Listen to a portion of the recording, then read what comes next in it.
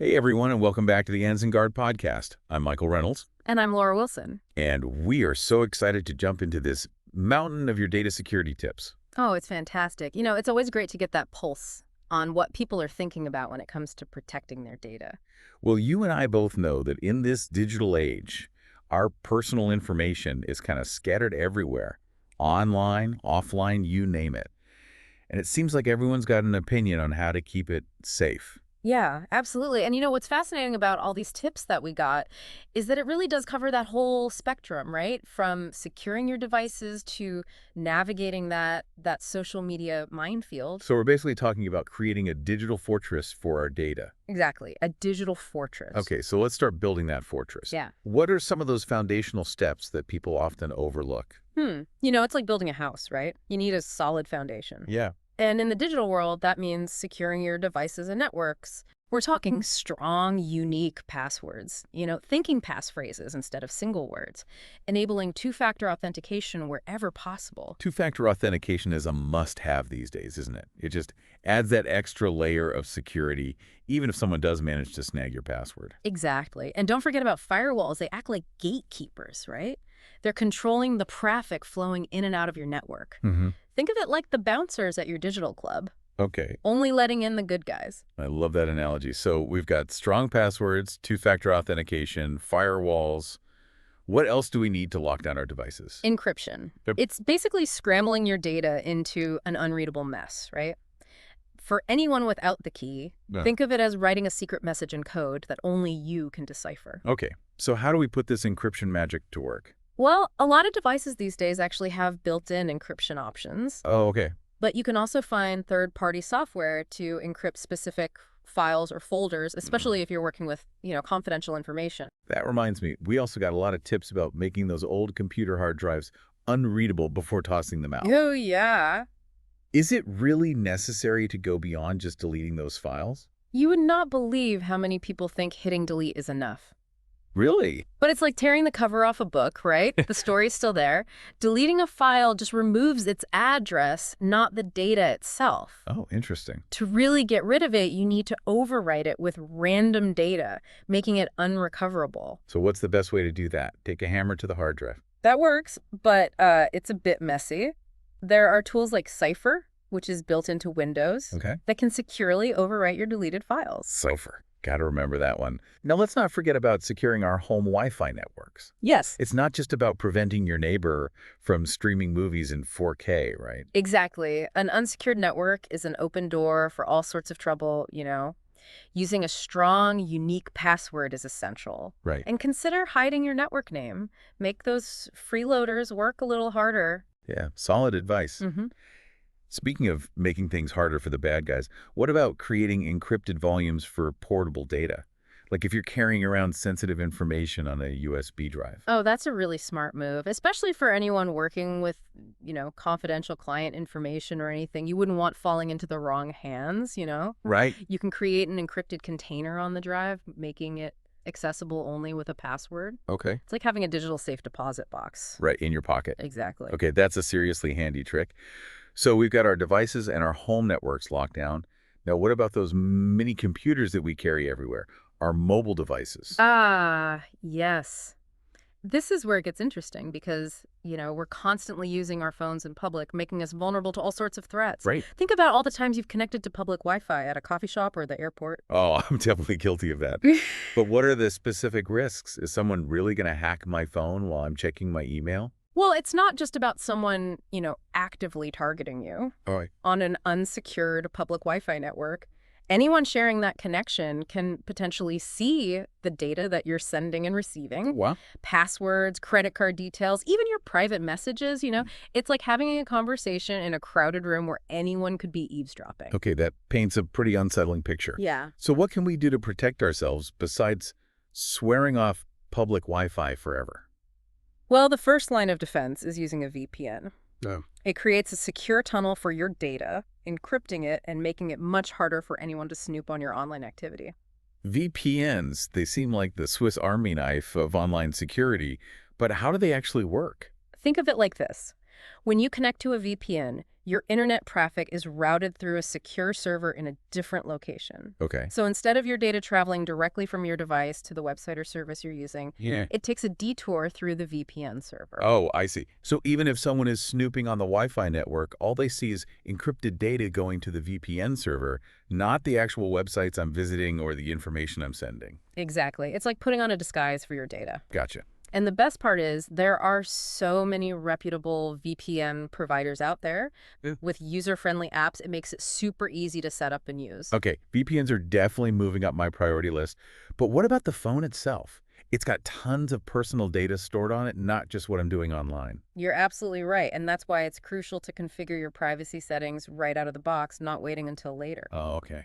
Check which apps have access to your location, contacts, microphone, camera, and other sensitive data. Right. Limit those permissions to only what's truly necessary. I'm so guilty of just clicking accept and moving on. Right. It's so easy to do that, but you're basically giving them a window into your life. Yeah. And don't forget about those push notifications. Okay. They might be revealing more than you realize. You mean like broadcasting to the world that I just bought a new pair of shoes? Exactly. Or worse, displaying sensitive information from emails or messages on your lock screen, visible to anyone who picks up your phone. Oh, okay. That's a privacy nightmare I hadn't considered. Yeah.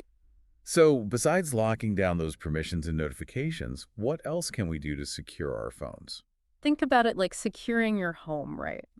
You wouldn't leave your front door unlocked, would you? No. Use a strong password, PIN, or biometric authentication to lock your device. Okay. And enable remote location tracking and device wiping in case it ever gets lost or stolen. Remote wiping, that's a lifesaver, especially if your phone has sensitive work data on it. Absolutely. And while we're on the topic of work, let's not forget about those of us who are working remotely these days. Right.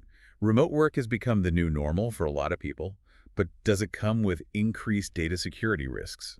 It definitely presents new challenges, Yeah. Think about all the times you've worked from a coffee shop or a co-working space. Yeah. Those public Wi-Fi networks are like a playground for hackers. So using a VPN is even more critical when working remotely. Absolutely. It's like having a security detail for your data wherever you go. Okay. And it's not just about public Wi-Fi. Even your home network might not be as secure as your office setup. So even if I'm working from my couch in my pajamas, I still need to be on high alert. Exactly. And here's another thing to consider. Okay. When work and personal life blend in a remote setup, how do you maintain data security on both sides? That's a really good point. I'm constantly switching between work emails and personal messages on my phone. And that's where separate devices come in. Oh, okay. Having a designated work phone and a personal phone helps prevent cross-contamination of data and minimizes the risk if one device is compromised. So it's like creating a digital separation of church and state. Exactly. Work stuff stays on the work phone, personal stuff stays on the personal phone. Exactly. And while we're talking about work, let's not forget about the role of companies in protecting their remote workforce. Right. It can't just be about individual responsibility. Companies need to step up and provide guidance and support. Absolutely. A company-wide cybersecurity policy for remote workers is essential. Okay. It should outline best practices for password management, data handling, communication protocols, and how to recognize and avoid phishing scams. Phishing scams, they're like the cockroaches of the internet, always lurking, always trying to trick us. And they're getting more sophisticated all the time, especially those targeting remote workers. Right. They might impersonate your IT department or a trusted colleague trying to get you to reveal your login credentials or download malicious software. So how do we spot these digital imposters? Well, pay close attention to the sender's email address, look for misspellings, slight variations from the legitimate address, or an unusual domain name. Okay. So if you get an email from like isupport@mycompany.com instead of isupport@mycompany.com, that's a red flag. And be wary of emails urging immediate action, creating a sense of urgency or panic. Legitimate organizations rarely operate that way. Yeah. Also, watch out for suspicious attachments. Don't open anything unless you're absolutely sure it's safe. So it's all about being skeptical, double-checking, and not letting those panic buttons get pushed too easily. Exactly.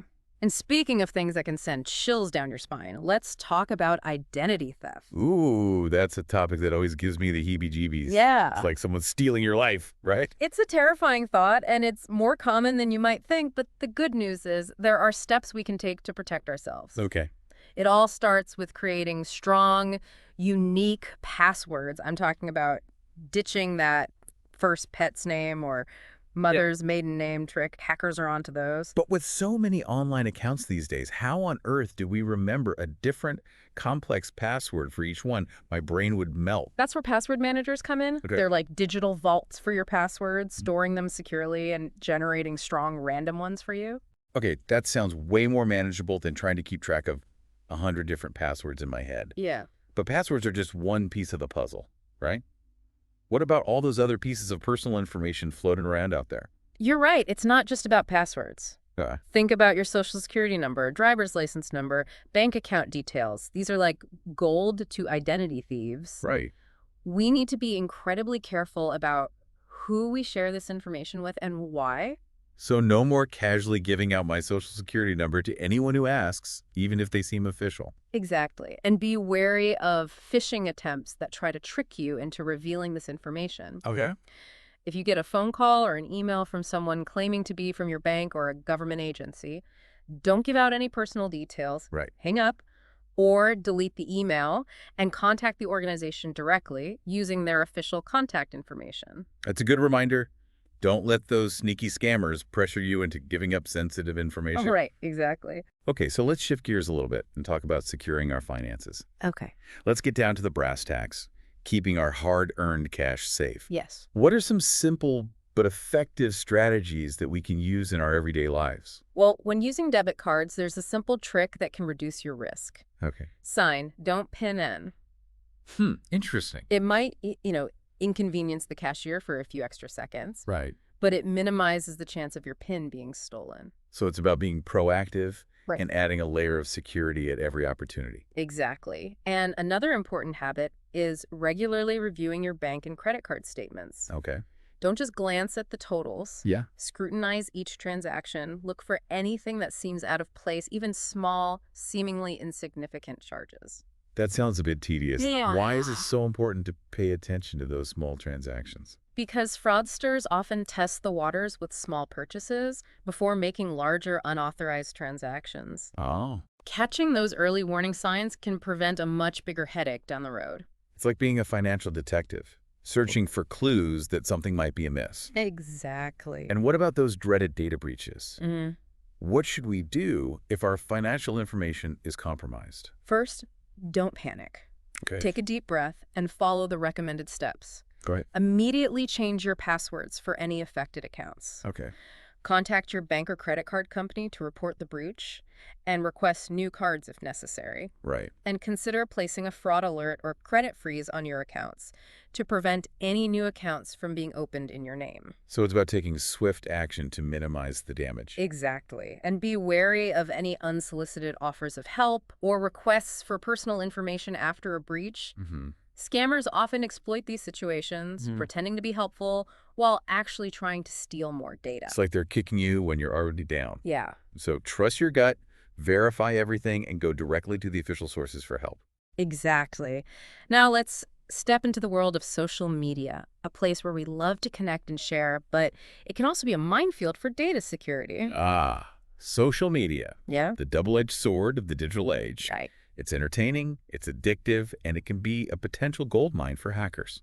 You hit the nail on the head. Yeah. We need to be mindful of what we share and who we connect with on these platforms. Right. Start by customizing your privacy settings. Yeah. Decide how much information you're comfortable sharing with the public and limit access accordingly. Okay. Don't just accept the default settings, Right. Take control of your digital footprint. Okay, so it's all about being intentional about what we put out there. Yes. But what about those, seemingly innocent social media quizzes? Are they as harmless as they appear? Not necessarily. Oh. Some quizzes are, cleverly designed to collect data about you, your preferences, your interests, your personal details. This information can then be used for targeted advertising, or worse, sold to third parties without your knowledge. So it's a reminder to be cautious and think twice before clicking that take the quiz button. Yeah, exactly. And what about friend requests? Should we accept every request that comes our way? Definitely not. Yeah. You need to be selective about who you connect with online. Not everyone is who they claim to be. Right. Be wary of suspicious profiles or requests from people you don't know. It's like applying real world, stranger danger principles Right. to the online world. That's a great analogy. And what about LinkedIn? Is it as susceptible to security risks as other social media platforms? Absolutely. LinkedIn contains valuable professional information, your work history, your contacts, potentially even financial details. Right. That's why using two-step verification for your LinkedIn account is a smart move. Okay. We often focus on securing our personal accounts, but our professional networks are just as valuable and need that same level of protection. Okay, so we've covered a lot of ground already. We have. From securing our devices and networks to navigating the social media minefields. Yes. But we've just scratched the surface of this data security deep dive, haven't we? We have. There's so much more to explore. Well, I don't know about you, but I'm feeling a bit overwhelmed by all this information. Yeah. But in a good way. Like, I'm finally starting to understand the full scope of data security. That's the first step to protecting yourself, becoming aware of the risks. Yeah. And remember, it's not about being paranoid. It's about being informed and making smart choices. Well said. And we're just getting started. Yes. We'll be back in a jiffy to delve even deeper into the world of data protection. Don't touch that dial. We'll be right back. Welcome back to the AnzenGuard Podcast. It's amazing, isn't it, how much we rely on the internet for everything these days? It really is. From banking to socializing. But are we truly aware of that digital trail we're leaving behind? That's a great point. It's like we're constantly dropping these digital breadcrumbs wherever we go online. But what can we do to kind of, minimize that footprint and protect our online privacy? Well, remember how we talked about using VPN on public Wi-Fi? Yeah. That same principle applies to just browsing in general, Right. Using a VPN at home adds an extra layer of security, especially if you're concerned about, your ISP tracking your online activities. So even if I'm not sipping lattes at the local coffee shop, a VPN is still a good idea. It can be, especially if you value your privacy. Okay. And another thing to consider is using disposable email addresses Oh, okay. for situations where you don't want to share your primary email. Right. Think about all those times you've signed up for a newsletter or created an account on a website, you're not sure you'll use again. Oh, yeah, all the time. Exactly. That's so smart. It's like having a separate email persona Right. for those less than trustworthy online interactions. Yes. So if one of those disposable addresses gets flooded with spam or ends up on a shady mailing list, it doesn't affect my main inbox.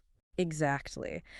And while we're on the topic of minimizing our online footprint, let's talk about website privacy settings. Okay. Many websites actually offer, options to control the information they collect and how they use it. I've seen those settings, but I usually just click through them without paying much attention. Is it really worth taking the time to kind of adjust them? Absolutely. Those settings give you more control over your data. You can limit the use of cookies, prevent websites from tracking your browsing activity, and even opt out of targeted advertising. Okay, I'm starting to see the value in taking control of those settings. Yeah. It's like putting up like digital fences around my online activity. Exactly. Speaking of fences, what about our online reputations? How do we protect ourselves from those embarrassing photos or questionable comments that can come back to haunt us? Oh, you're right. The internet has a long memory. Yeah. It's important to be mindful of what you post online, especially on social media. Right. Think before you share and consider the potential consequences for your personal and professional life. Remember, once something is out there in the digital world, it can be very difficult to erase completely. It's a good reminder that our digital actions have real-world consequences. They do.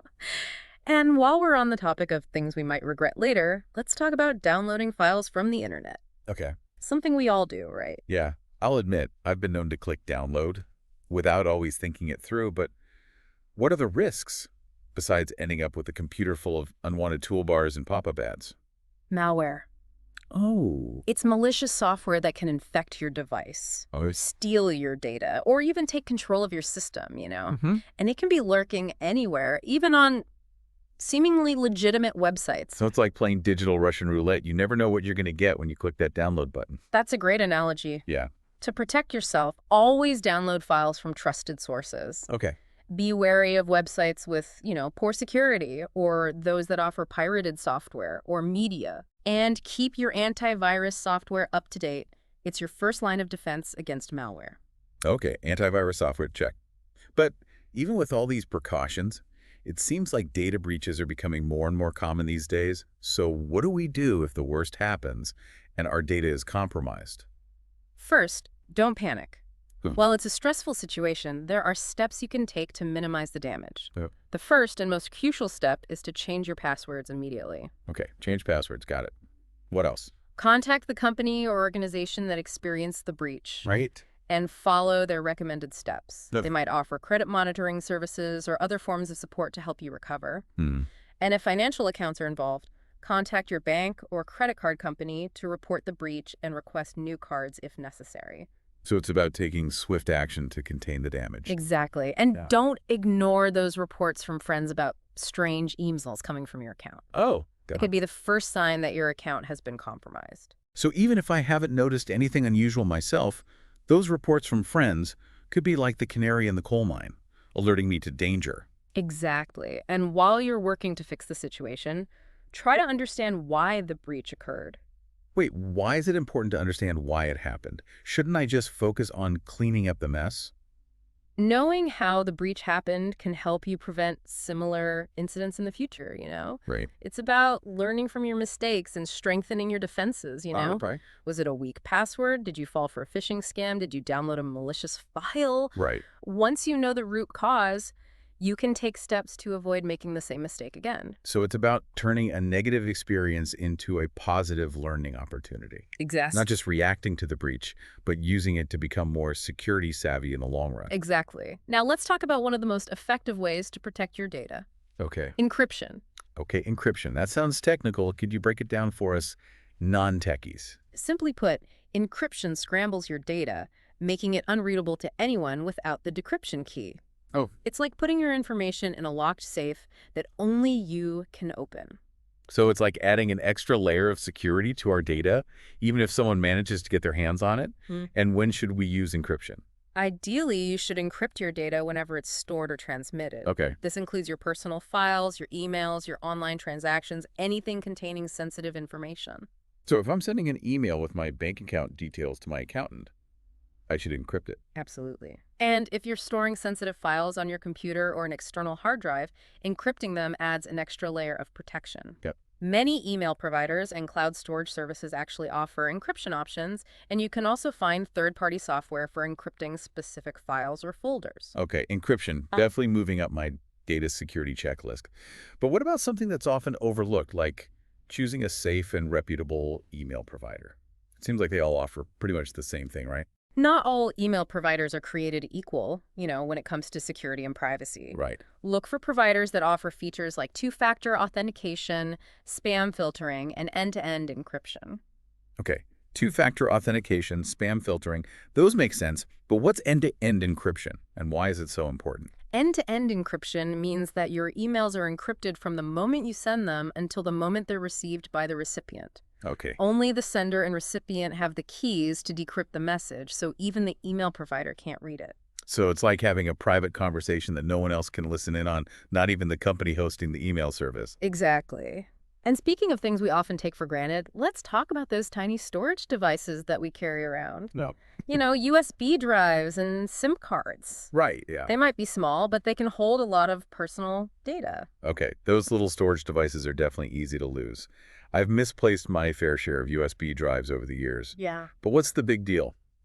It's just a few files, right? Those few files could contain sensitive information, your tax returns, your passwords, your financial records. Right. And if they fall into the wrong hands, it could be a recipe for disaster. So how do we keep the data on those little storage devices safe? Superglue them to our wrists. That's one way. Yeah. But a more practical solution is to encrypt them. Right. It's a simple but effective way to protect your data if your device is lost or stolen. Okay, encryption seems to be the recurring theme here. It is. But what about something more basic, like managing multiple email accounts? I'm definitely guilty of using the same email address for everything. Yeah. Is that a bad idea? It's not the most secure approach, Okay, yeah. Using the same email address for everything. Yeah. Personal, professional, online shopping, social media increases your risk if one account is compromised. So if one of my accounts gets hacked, the hackers have access to all my other accounts as well. Exactly. It's like giving someone a master key to your digital life. Wow. Consider using separate email addresses for different purposes, Right. Personal, professional, online shopping, etc. So it's about compartmentalizing our online activities. Yes. and minimizing the potential damage if one area is breached. Exactly. But won't that create even more passwords to remember? My brain is already overloaded. That's where a password manager comes in handy. Right. It can store all your passwords securely Okay. and even generate strong, unique passwords for you.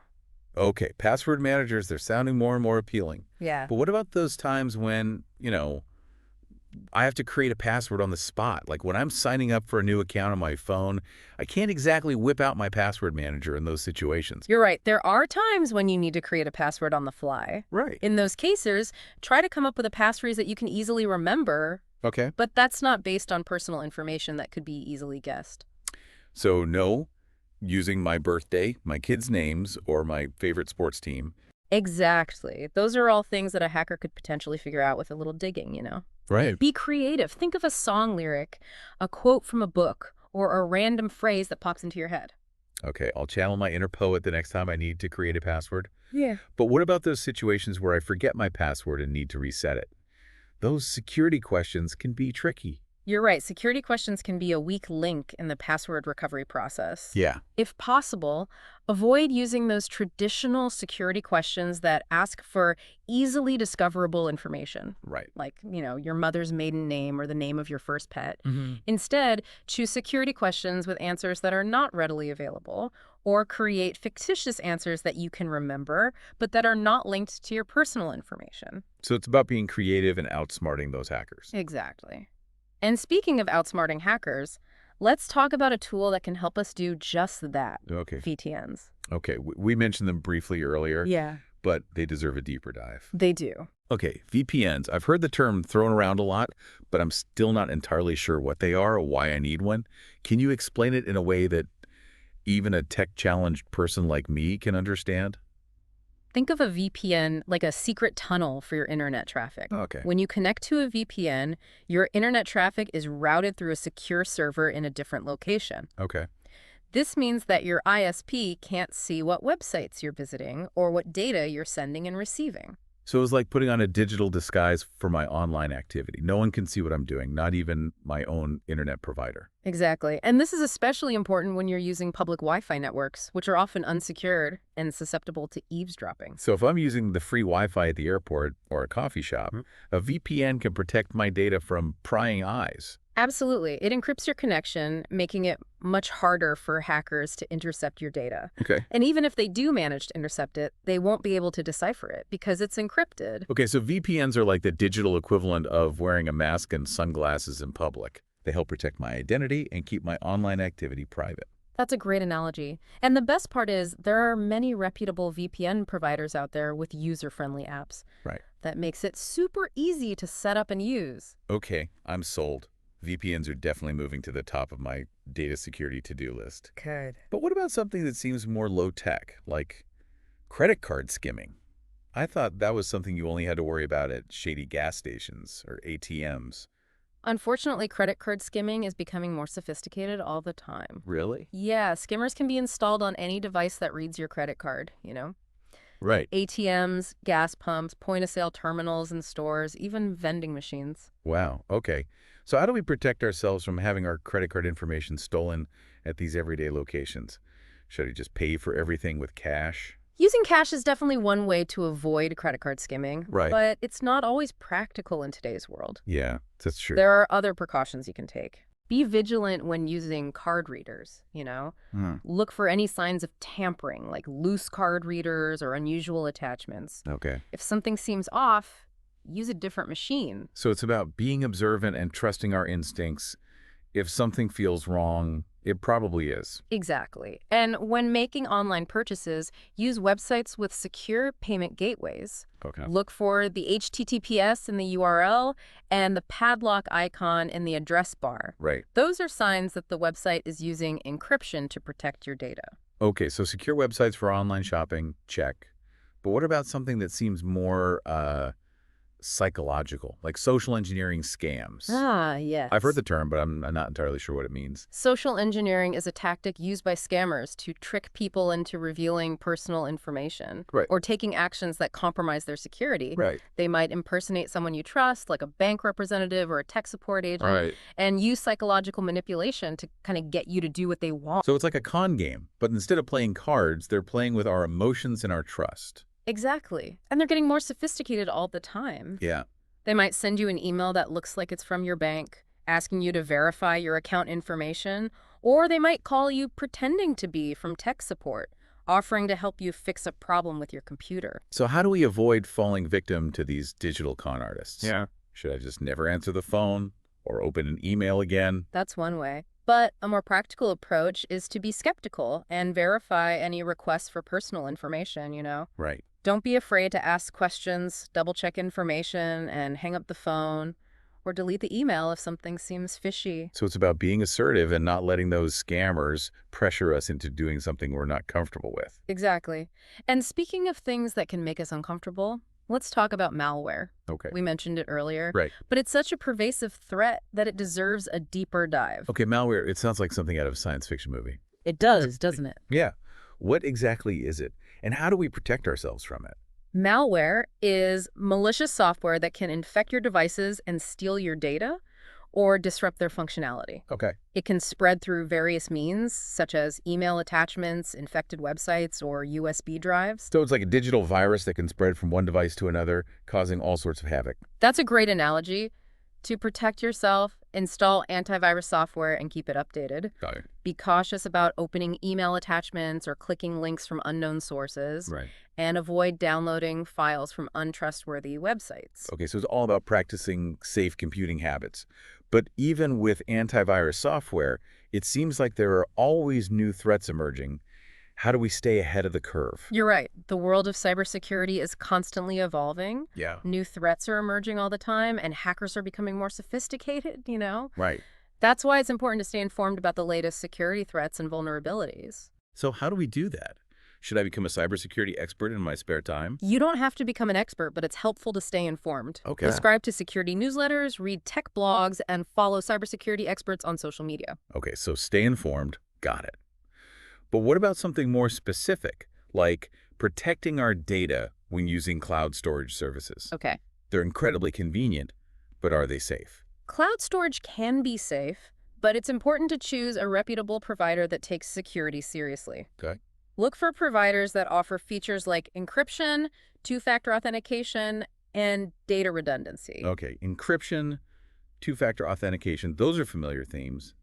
But what's data redundancy, and why is it important? Data redundancy means that your data is stored in multiple locations, This protects your data in case of a hardware failure or a natural disaster. Right. If one server goes down, your data is still safe because it's stored on other servers. So it's like having a backup copy of your data in case something happens to the original. Exactly. And speaking of backups, it's important to back up your data regularly, Right. regardless of whether you're using cloud storage or not. Okay. This protects your data in case of a hardware failure, a virus attack, or even accidental deletion. Okay, so back up my data, another item for the to-do list. Yeah. But what about something that seems more old-fashioned, like protecting our data when using public computers? I thought those were relics of the past, but I guess people still use them. You'd be surprised how many people still use public computers in libraries, hotels, internet cafes. Right. And while they can be convenient, they also pose security risks. Okay. Public computers are often used by multiple people, and their security settings might not be up to par. So it's best to avoid using them for anything sensitive. Ideally, yes, but if you must use a public computer, take precautions. Okay. Avoid logging into personal accounts, especially financial accounts.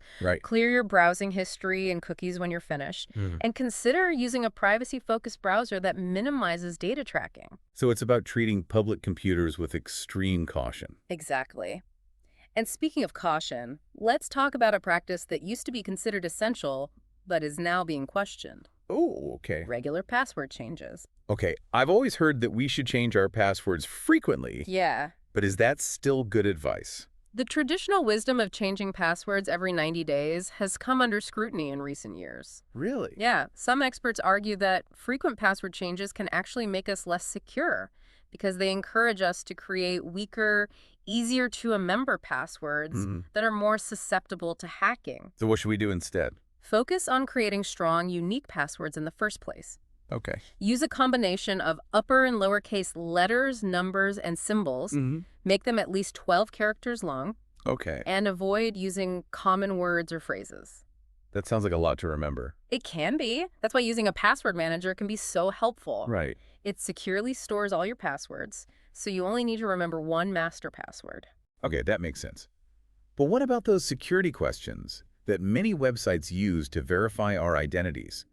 Those seem like easy targets for hackers. You're right. Security questions can be problematic Yeah. because the answers are often easily discoverable online or through social engineering. Right. If possible, choose security questions with answers that are not readily available, Okay. or create fictitious answers that you can remember but that are not linked to your personal information. So it's about being creative and outsmarting those hackers. Exactly.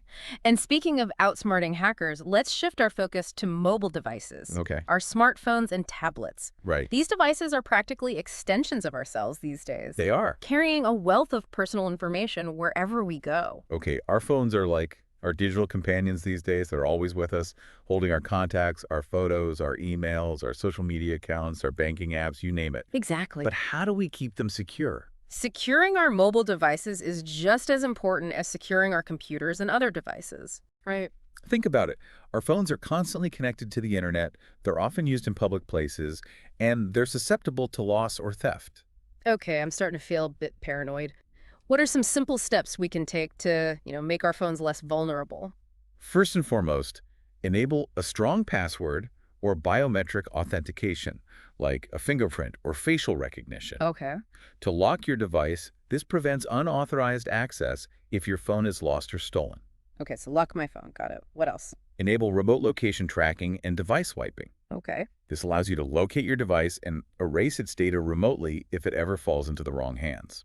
That's a great safety net. I've heard horror stories about people losing their phones and having all their personal data compromised. It's a valid concern. Yeah. And while we're on the topic of data protection, disable automatic uploads Okay. to prevent your photos and other personal data from being backed up to the cloud without your knowledge. So if I don't want all my photos and videos automatically uploaded to my cloud storage account, I need to disable that feature. Exactly. And be careful about using Bluetooth in public places. Okay. Hackers can use Bluetooth to connect to your device and steal your data without you even realizing it. So it's like having a digital pickpocket lurking in the shadows, waiting to snatch my data via Bluetooth. That's a great analogy. To protect yourself, disable Bluetooth when you're not using it, Okay. and only pair your device with trusted devices. Okay, so disable Bluetooth, lock my phone, enable remote wiping. Got it. Hmm.